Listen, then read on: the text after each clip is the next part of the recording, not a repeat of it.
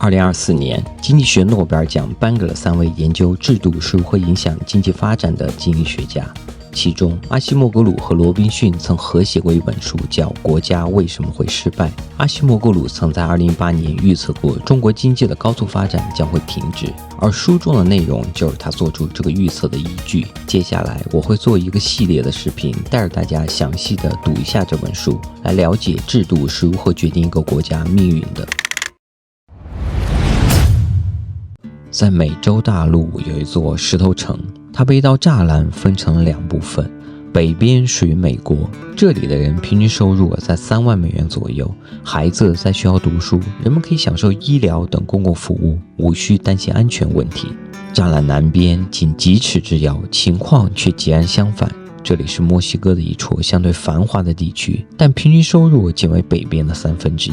很多10几岁的孩子辍学在家，没有公共的娱乐设施，道路条件也很差，犯罪率高，开公司是件高危行为，不但有被抢的风险，获得各种许可也要历尽万苦。从根本上说，这2个地方本是石头城的2个部分，它们在地理和气候上毫无差异，并且它们有着相同的祖先，十分相近的文化。那为什么会有如此大的差异呢？有一个非常简单的解释，就是石头城里的这条国境线。住在石头城北边的居民生活在美国的制度下，他们可以自由地选择职业和教育，获得技能，并鼓励老板投资赚钱的项目，以提高他们的工资。而石头城南边的居民生活在墨西哥的制度下，就没有这么幸运了。为什么美国的制度比墨西哥的制度更有利于经济的发展呢？这就要从北美和拉美殖民地的形成寻找答案了。1534年，西班牙一个叫老门的航海家在南美的一个地方建了一座城镇，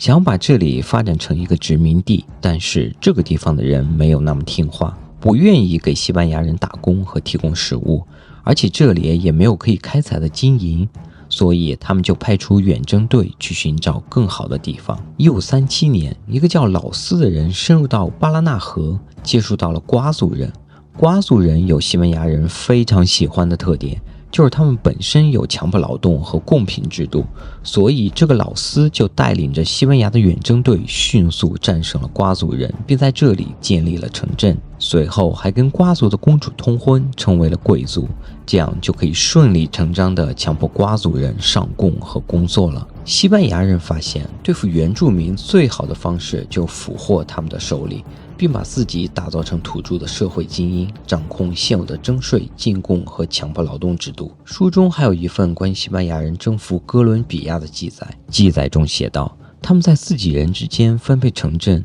并把分配到的居民当成是自己的奴隶。远征军的总头目抓住了地区最大的君主，把他关了几个月，并跟他索要黄金。这个君主非常胆小，说只要放了我，我就将装满1屋子的黄金交给你们。然而君主最后还是被西班牙人虐杀致死，因为他们从君主那里得到的黄金并没有装满整个屋子，就说人家没信守诺言。可以看出当年作为殖民者的西班牙人有多么的残暴。西班牙人对殖民地的奴役制度是不断的丰富，包括委托监护人制度、米塔制度、赐封制度和重服制度。在这些没有人性的制度的帮助下，西班牙人在接下来的1个世纪征服并殖民了南美洲中部、西部和南部的大部分地区。虽然西班牙人从中得到了大量的财富，但这些制度把拉丁美洲变成了世界上最不平等的州，大大削弱了这里的经济发展潜力。在西班牙开始远征殖民的时候，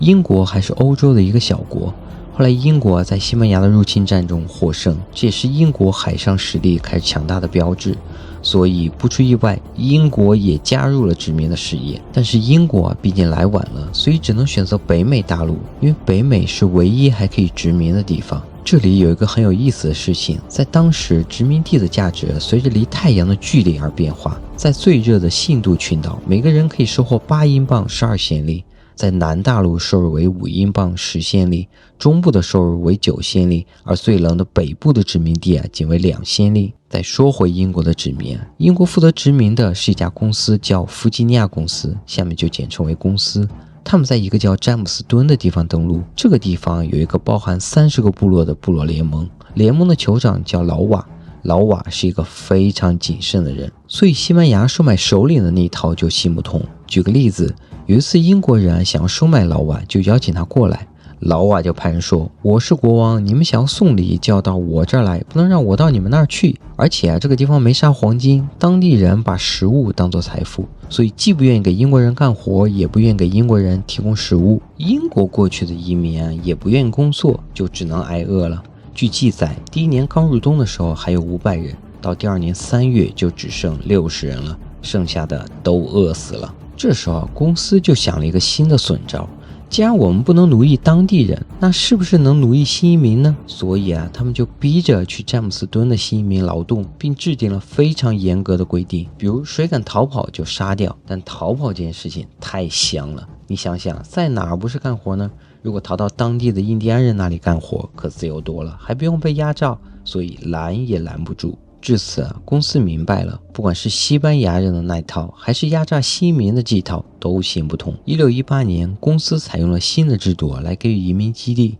给每个男性移民50英亩土地，每增加一个家庭成员再给50英亩，就连家里的佣人带过去也可以得到50英亩的土地，并且引入了大议会制度，每个成年男子都有发言权，这就是美国民主的开始。到18世纪20年代，英国所有尝试给少数人权利的殖民地都失败了，后来成为美国的13块殖民地都具有相似的政治结构，有一个总督和一个建立在男性财产所有权上的议会，也正是这些揭开了美国后来独立的序幕。再来说说墨西哥的独立。1808年2月，拿破仑率领法国军队大败西班牙，西班牙通过了一个宪法，要求结束特权，引入法律面前人人平等的观念。但对于南美的精英们来讲，这个宪法非常讨厌，因为他们控制当地的私封制度和劳役制度，获取大量的财富，所以他们拒绝承认其合法性。但宪法总归是宪法，被西班牙殖民的墨西哥，它被强制接受。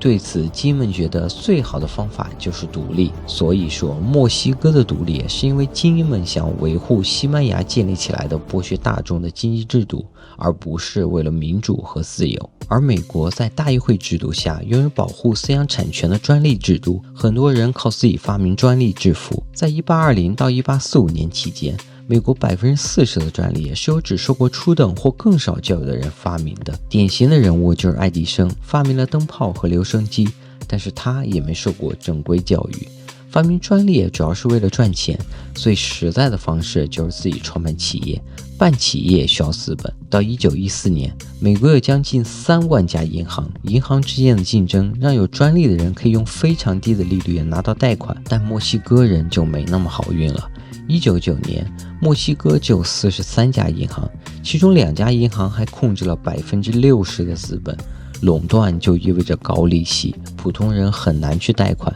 其实在美国宪法刚实施的时候，美国的银行系统跟墨西哥也差不多，这也不奇怪，因为一些政治家建立了这种垄断的银行系统之后，就可以专门为他们的选举提供资金。但不同的是，美国有民主，这些不良的政治家很快就被赶下台了。书中还举了2个富豪的例子，一个是美国的比尔盖茨，他赚钱的故事我们都知道，通过创建微软成为了世界首富。有一次微软被司法部调查，说他把浏览器和操作系统绑定在一起，当时身为世界首富的比尔盖茨也不得不妥协，放弃了这种绑定。另一个例子是墨西哥的富豪斯利姆，他通过竞标得到了墨西哥电信垄断企业20.4%的股份，并想方设法延期支付，通过股票分红来慢慢付掉了买股权的钱，好一手空手套白狼。可以看出，比尔盖茨赚钱靠的是创新和办企业，而斯利姆赚钱靠的是垄断和法律漏洞。本章最后部分，作者总结了美国能成为一个富有的国家，来自它的经济制度。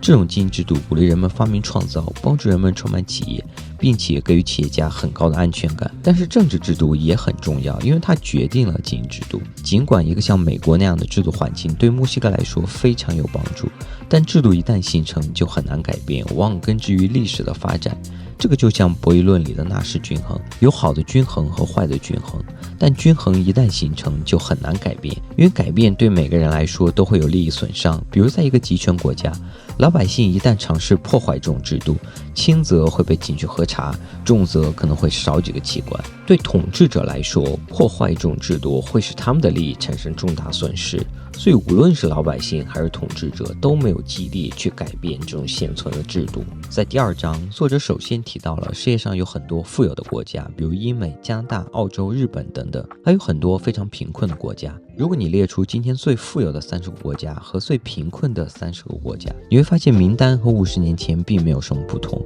甚至和150年前也没有太大的区别。所以说，决定一个国家贫穷还是富有的因素一定是长期和稳定的。那么这些因素到底是什么呢？作者认为，社会科学家提出的几种解释基本都站不住脚。比如第一个是地理假说，这个假说被广泛接受，很多穷国，比如非洲、中美洲、南亚，都在南北回归线之间，而很多富国都在温带。早在18世纪后期，法国的政治哲学家老孟就对此做出了解释。他认为，生活在热带的人普遍比较懒散，缺乏求知欲，也更容易被暴君统治，所以就穷。经济学家老杰也解释说，热带疾病，尤其是疟疾，对人的健康有很大的影响。同时，热带土壤不适合种植高产的农作物。但是，地理假说显然无法解释上一章提到的石头城南北之间的差异、南北韩的差异，或者是柏林墙倒塌之前东德和西德之间的差异。它同样不能解释南美和北美、欧洲和非洲之间的差异。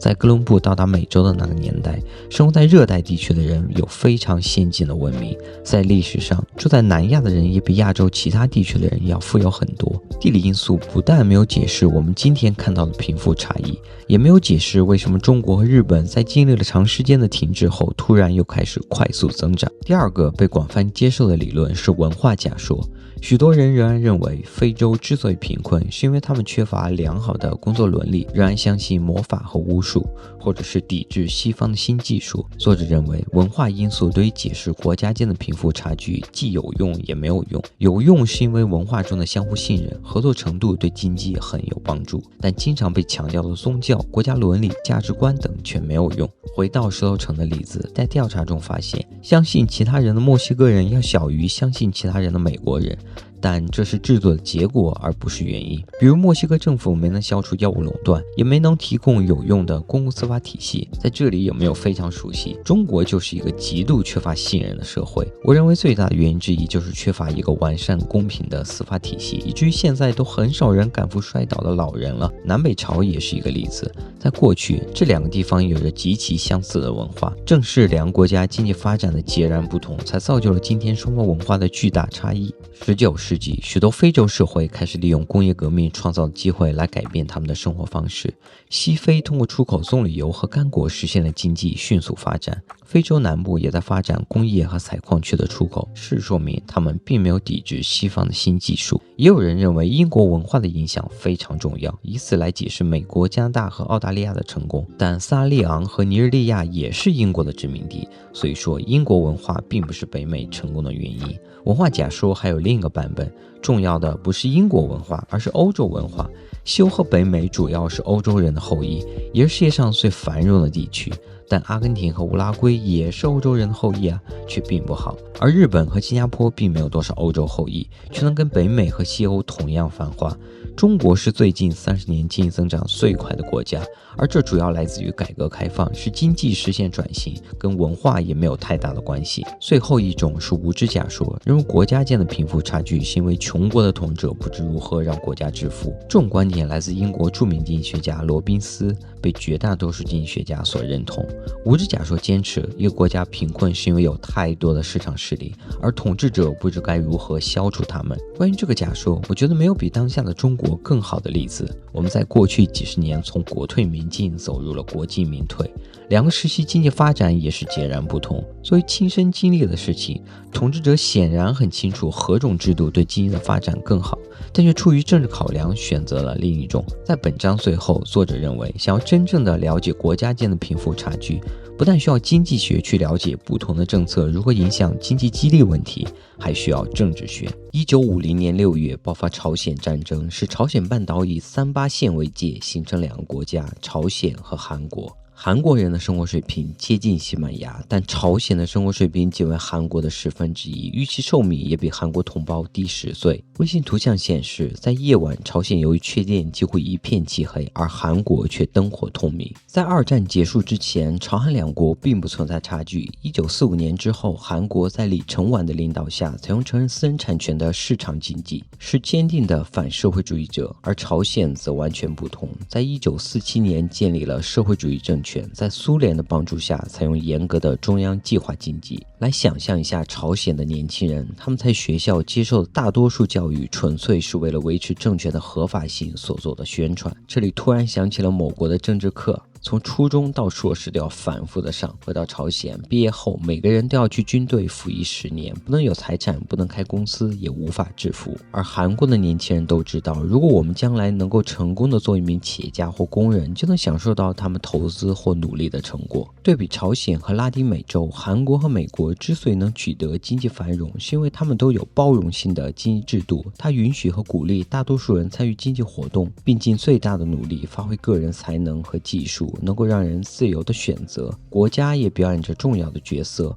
国家是法律、私人产权和契约的实施者，也是公共服务的主要提供者。韩国之所以选择了和朝鲜不同的经济制度，是因为它有不同的政治，政治凌驾于制度之上。虽然包容性的制度有利于一个国家的繁荣，但是有些人和集团，比如朝鲜的执政精英，建立集取性的制度会富裕得多。政治制度决定谁在社会中有权利，如果权力的分配是不受限制的，那就是独裁。在朝鲜和拉丁美洲的独裁政治制度下，独裁者会建立起使他们致富的经济制度，并不惜牺牲社会利益来扩大他们的权利。相比之下，如果政治权力不属于某个人或某个小集团，就属于多元化的政治制度。然而，多元化并不代表着包容性的政治制度，比如东非的索马里就是多元化的，没有一个真正的权威能够控制或允许人们干什么，一个族群的权利只受制于另一个族群的枪炮。政治权力分散不会带来包容性的制度，只会带来混乱。马克思韦伯给出关于国家最广为接受的定义，国家是社会中合法暴力的垄断者。如果国家没有这种垄断和必要的集权，就无法成为法律的实施者，社会迟早会陷入混乱。所以，多元化和足够集权是包容性政治的两个条件，缺一不可。经济制度和政治制度之间存在着牢固的关系。集取性的政治制度把权力集中在少数人手中，政治制度通常由这些掌权者构建出来，从其他人那里摄取资源，他们的财富又可以反过来帮助巩固他们的政治优势。而包容性的政治制度赋予大众权力，倾向于根除为少数人的利益服务的经济制度。1618年的英国弗吉尼亚公司在放松了他们之前强力控制的殖民者私有和土地之后，4年就召开了议会，允许殖民者开始自治。这并非巧合，没有政治权利的经济权利无法让殖民者相信。无论是政治制度还是经济制度，最终都是社会的选择，可以是包容性的鼓励经济增长，也可以是汲取性的阻碍经济增长。表面看起来，似乎每个公民，包括独裁者，都应该有兴趣让其国家尽可能的富裕，但历史上大部分的社会却形成了阻碍经济增长的汲取性制度。随着经济增长和技术变革，通常会发生熊彼特所说的创造性破坏。新企业从已有的企业那里抢走业务，新技术会使已经存在的技术和机器过时。经济增长和包容性制度的建立，既创造赢家，也创造输家。对创造性破坏的担忧，通常会成为反对包容性制度建立的根源。1589年，威廉里发明了第一台针织机，希望用机械化来替代手工劳动。当时，伊丽莎白一世颁布了一条规定，要求臣民必须一直戴针织帽，这也是威廉为什么要发明针织机的原因。但伊丽莎白一世和他的继位者詹姆斯一世都拒绝了他的专利申请，理由是使用针织机可能会导致大量工人失业，激化社会矛盾，还可能引发政治动荡，危及王权。这段历史说明了掌权者经常会压制创新来维持政权稳定和他们的利益。后来发生了光荣革命，形成议会为主导的政治结构，限制君主的权力，英国才出现了工业革命。否则威廉的经历可能会出现在很多发明家身上，自然也就不可能有英国发起的工业革命了。然而，虽然汲取性的制度通常会造成停滞和贫困，但并不意味着从来不会产生增长。汲取性政治制度下有2种增长的可能，第一种是精英们能够将资源配置到他们控制的高效的生产活动中。在16到18世纪的加勒比岛，少数的大农场主控制政治权力，压制奴隶为他们工作，使这里成为全世界最富有的地方之一，因为这里出产糖并销往全世界。还有一个更为经典的例子，就是斯大林时期的苏联，通过动用国家的力量，把资源从农业转移到工业领域。1928年，苏联开始实施5年计划，大力发展重工业，而农业则被强制集体化。这使得苏联的国民收入在1928到1960年期间平均每年增长6%。这一增长并非来自技术进步，而是资源重新配置。然而，农民被迫交出土地，农产品被征收，用来支持工厂的工人。这种制度剥削了农民工作的动力，导致农产品产量下降，最终引发了饥荒。据统计，超过600万人死于饥荒或被处决。5年计划也扭曲了生产激励，为了达到目标，企业往往采取极端措施。例如，如果生产目标是钢板的总重量，工厂就会生产过厚的钢板；如果目标是钢板的面积，工厂就会生产过薄的钢板，结果都没法使用。这些荒谬的现象都表明，计划无法替代市场的有效性。到20世纪70年代，苏联的经济增长停止了，缺乏经济激励是其中的一个重要原因。斯大林明白，在苏联经济中，人们几乎没有努力工作的动力，于是他放弃了没有金钱奖励也会努力工作的社会主义的想法，不仅为不同的工作支付不同的工资，而且还引入了分红制度。但这种做法带来了多重不利因素。一方面，创新需要用掉当前的生产资源，这就会出现生产目标不能实现的风险。另一方面，产量目标通常是建立在之前的产量水平上，这就造成了工厂不愿意扩大产量，因为这意味着以后需要生产更多。红利按月支付使每个人局限于现在，而创新就是为了明天而牺牲今天。不知道苏联的故事大家听着有没有很亲切？因为大饥荒、5年计划、大炼钢铁听着都很熟悉。所以说伟大的苏联早就为我们指明了前进的方向。除了缺乏技术创新，内部派系斗争也是集聚性的制度无法持续增长的原因。比如玛雅文明崩溃于政治家之间的斗争和城市间的战争。集聚性的制度为当权者创造了巨大的财富，同时也激励其他人进行斗争而取代当权者。第二种集聚性政治下的增长是允许不完全的包容性经济制度。朴正熙将军领导下的韩国是一个例子。朴通过1961年的军事政变当权，虽然他的制度是专制的，但该政权感到促进经济增长足够安全。这可能是因为朴的政权没有受到集聚性经济制度的直接支持。后来韩国出现了变革，成了包容性的政治制度。作者还提到了中国，说直到今天，中国政府仍然在决定哪些行业进行扩张中起着决定性的作用，更像是鼎盛时的苏联在国家的控制下快速增长，所以出现韩国式的变革可能性很小。尽管集聚性的制度能够产生某些增长，但它通常无法持续，因为创造性破坏和技术变革的激励都不存在。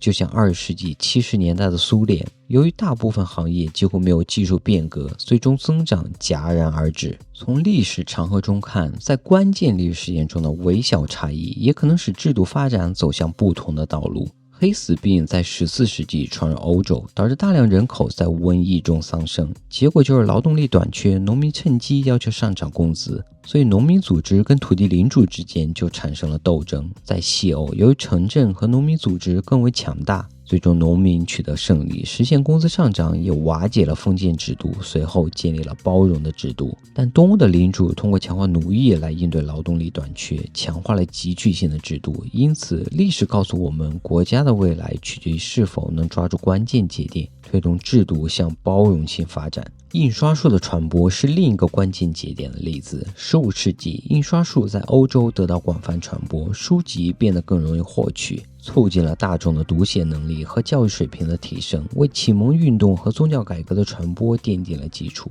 如圣经的广泛印刷推动了宗教思想的多样化。而在奥斯曼帝国，苏丹王在1485年就颁布禁令，不允许穆斯林在阿拉伯地区印刷。到了1800年，奥斯曼帝国平均识字率仅为2%，远低于英国成年男性60%、女性40%左右的识字率。考虑到奥斯曼帝国集聚性的政治制度，就能理解为什么印刷术被禁止了。图书会传播思想，使国民更加难以控制。虽然知识可能会增加生产力，但也可能对现有的政治体系产生挑战。无论是印刷术的传播，还是随后的工业革命，都是历史发展的关键时刻。包容性的制度更容易借此实现经济的增长，而经济的增长也可能会反过来促进制度更加包容。工业革命之后，工人和商人的力量迅速壮大，也反过来推动了英国的制度更加包容。比如新兴商人阶层通过政治斗争推动1842年改革法案，将议会代表权扩展到曼彻斯特等工业城市，最终促成1846年古法的废除，打破了旧贵族的政治垄断。在英国开始工业革命的时候，中国的专制却在阻碍这一关键的历史机会。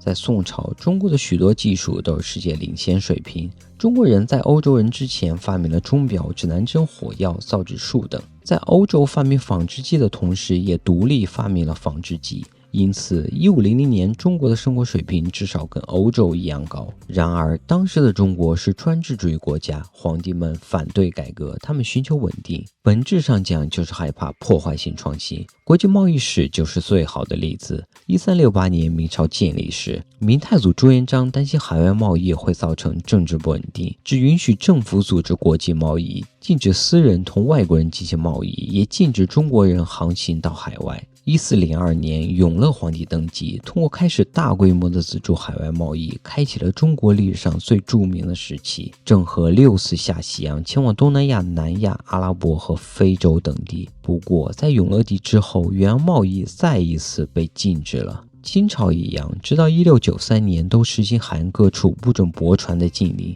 这些禁令有力地扼杀了中国海外贸易的萌芽。中国的统治阶级牺牲商业发展来换取政治稳定。在其他国家工业化的整个19世纪和20世纪，中国的经济停滞了。在1949年中华人民共和国成立时，中国已经成为世界上最贫穷的国家之一。除少数特例外，今天富强的国家大多在19世纪就开始了工业化和技术改革的进程，而今天落后的国家大多没能开始这一过程。下面的内容重点描述了包容性的制度和汲取性的制度是如何自我强化的。1688年的光荣革命为英国带来了以多元化的议会，随后在1723年的议会通过了布莱克法案。这份法案不仅仅是为了镇压违法活动，也建立了法制，要求即便是贵族或精英阶层都必须在法律之下行事，约束了精英群体的权利，推动了社会向更加包容的方向发展。尽管当时英国的多元主义还未形成有效的民主，但却为英国后续民主改革奠定了基础。19世纪前期，工业革命使经济不平等加剧，工人们认为引入新技术会使他们的工资降低，因此发生了多次明确要求政治权利的动乱。精英们开始达成一致意见，平息社会动荡的唯一方式就是满足大多数人的要求，并进行议会改革。1832年，英国通过了第一次议会改革法案，扩大了投票权范围，减少了腐败选区，给予了新兴工业城市代表权。尽管改革较为温和，但逐步推进了民主化。多元主义及法治观念保障了这些改革不会偏离轨道。精英们也认识到，通过适度妥协维护现有制度，比专制统治或用武力镇压更能保全自身利益。美国的包容性制度根植于开头提到的殖民地时期。到19世纪中期，美国所有的白人男性都能投票，但妇女和黑人不行。就像英国一样，良性循环的正反馈强化了美国的包容性制度。例如1862年通过了移居法，规定边境土地分配给潜在的定居者，而不是给精英阶层。美国内战结束后，北方开启了快速增长时代。随着铁路、工业和商业的扩张，少数人赚取了大量的财富。受经济成功的鼓舞，这些人和公司变得肆无忌惮，他们被称为敛财大亨。其中有一个叫范德比尔特的人有一句臭名昭著的话：我关心法律干什么？我不是很有权利吗？多元化的美国政治给了广大民众反抗的权利。1892年，平民党成立，获得了当年总统选举中8.5%的直选选票。虽然选举没有成功，但平民党的政治运动推动了反垄断法的形成，限制了敛财大亨们的权利。自由媒体在包容性制度的良性循环中有着重要的作用。罗斯福将搜集并揭发名人丑事的记者称为揭丑闻记者。最著名的案例要数塔贝尔在1904年写的标准石油公司发家史，在推动舆论反对标准石油公司的垄断方面起着重要的作用，并导致1991年该公司的解体。所以现在大家应该知道了，为什么有的国家对对电影、媒体甚至网络上的帖子都要有非常严格的审查了。英国和美国是包容性制度如何良性循环愈发包容的例子，而斯拉利昂却是汲取性制度如何恶性循环的例子。1896年，斯拉利昂成为英国殖民地，英国政府通过任命一些重要的非洲统治者为酋长，巩固了殖民统治，并设立市场委员会，长期低价从农民手里征收农产品。1961年，斯拉利昂独立，但新领导人史蒂文斯更加关注权力的巩固，延续了殖民时期的压榨模式。他废除了多党制，建立了忠诚于自己的准正规军，为后续汲取性制度的恶性循环建立了基础。新政府对农民的剥削不仅更为严重，统治阶层还通过控制钻石产业进一步扩大了不平等，削弱了国家的控制力。面对反对派，史蒂文斯就用军队镇压。他下台后，国内逐渐滑向争夺钻石资源的内战，社会在暴力和贪腐中愈加动荡，国家的发展完全停滞。德国社会学家罗伯特·米歇尔斯提出的寡头铁律认为，无论新领导者的口号有多么激进，权力集团的更替最终都只是重建一种新的汲取性制度。在恶性循环中，汲取性政治制度和经济制度相互巩固，权力的价值无限增高，因为掌握权力就意味着不受限制的财富。津巴布韦是另一个汲取性制度不断恶化的例子。总统穆加贝在1980年通过独立运动掌权，建立了高度专制的汲取性制度。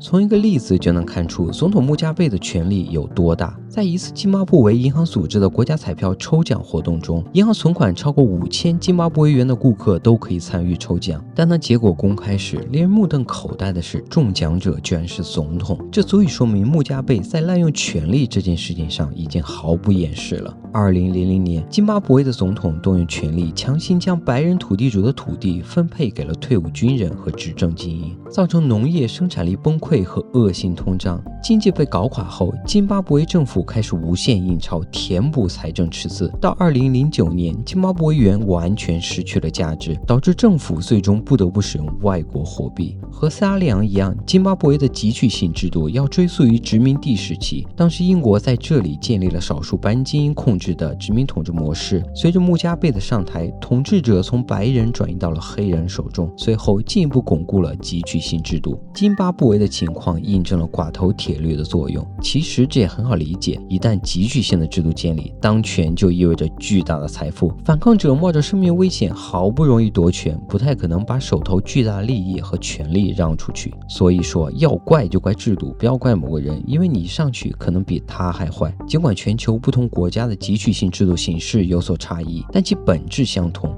通过汲取性政治和经济制度，将财富和权力集中于少数人手中，最终阻碍国家经济发展。例如朝鲜的汲取性制度以一党制为特征，埃及的汲取性制度则呈现裙带资本主义形式，不解决政治制度问题，经济问题往往难以解决。国际货币基金组织会给一些国家提供解决贫困的经济改革方案，包括削减政府规模、汇率自由化、资本开放等等，但经济改革往往被政治精英所削弱。比如津巴布韦虽然宣布了中央银行的独立，但在政治压力下，央行仍然要印钞填补财政赤字。最后来说一下作者对中国的评论。改革开放后，中国已经向包容性的制度做出了重大跨越，这些改变是过去30年中国高增长的基础。但是中国的高增长是来自国外技术引进和低端制造品的出口，而非创造性破坏。中国的产权保护还不完善，劳动力流动受到制约，政府对经济保持高度控制，所以中国的增长或许无法持续。特别是当其达到了中等收入国家的生活水平之后，如果没有进一步走向更加包容的政治制度，带有创造性破坏和真正创新的增长就不会到来，那经济增长就必然会逐渐放缓。好了，本期视频就到这里，喜欢的朋友请给一个关注、点赞加评论，谢谢大家，拜拜。